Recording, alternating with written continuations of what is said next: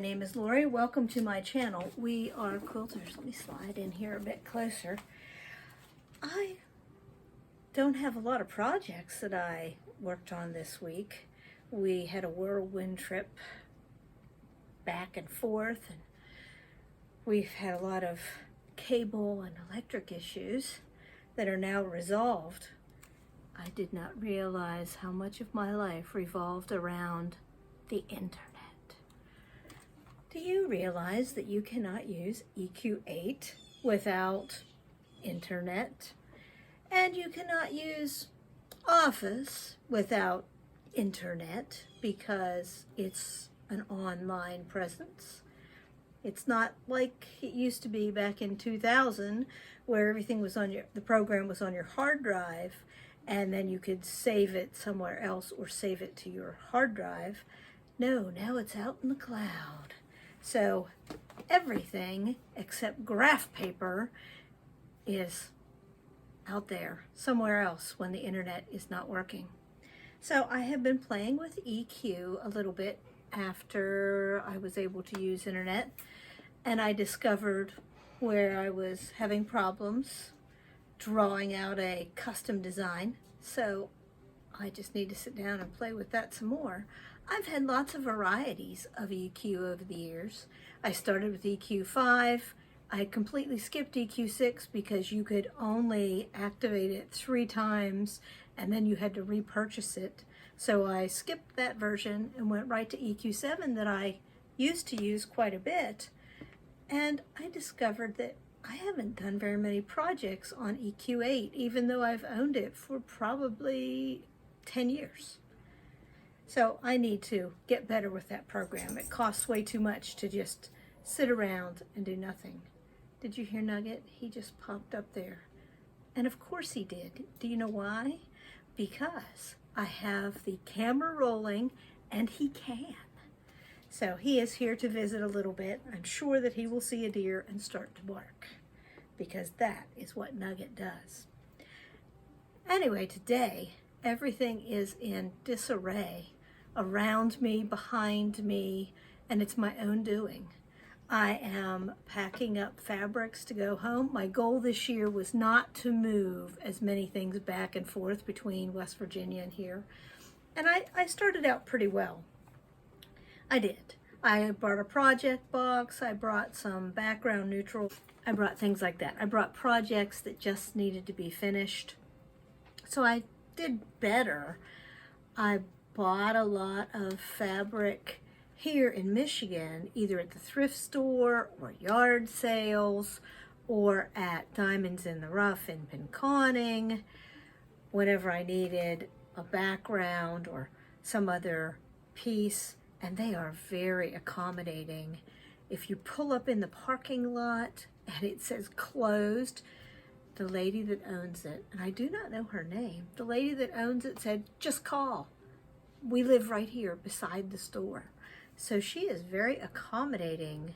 If she's home and the store is closed, she will come open up and cut fabric for you, which is fantastic if you're out of town. So my friend Lisa, you saw her wall hanging, the tribute to her mom and dad, back in July and August.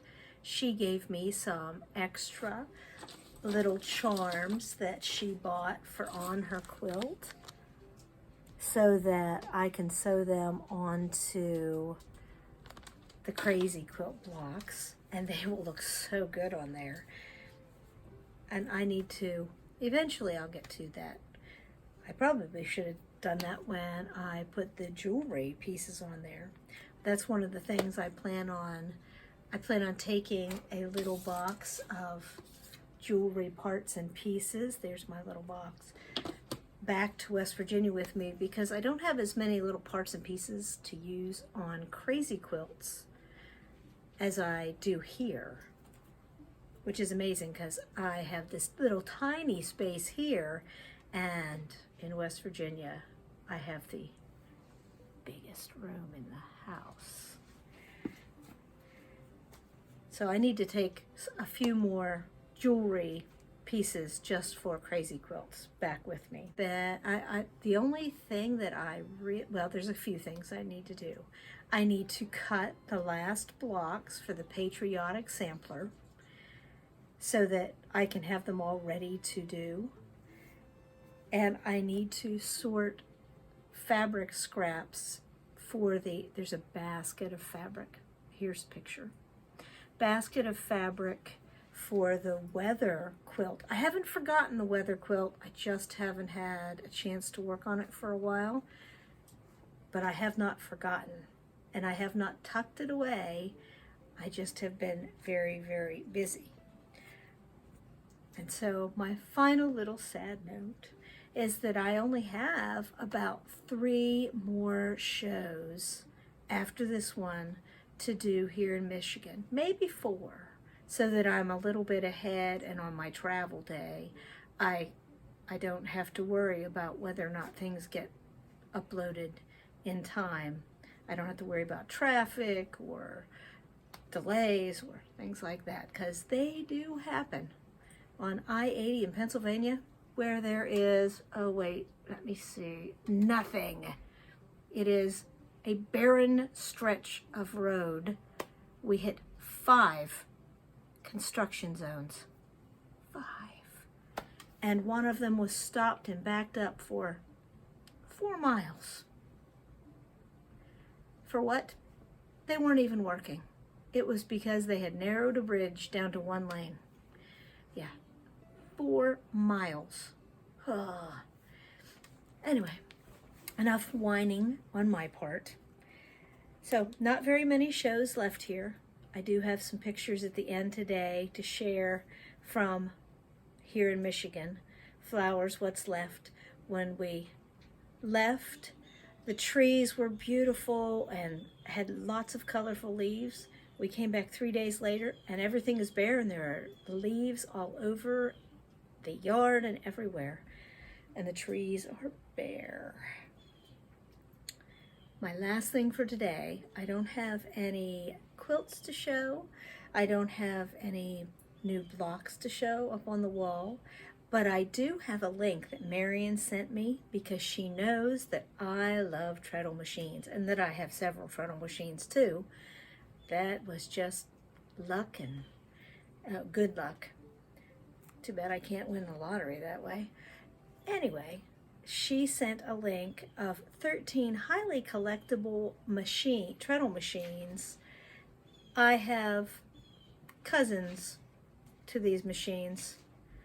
I don't have the actual machines, but I have ones that are either they were made right after, or they're a number 8 and not a number 9, Wheeler and Wilson, things like that. They're close, but not quite the same machine. It was a very interesting article. If you have any older machines, you might be interested in finding this article and reading up.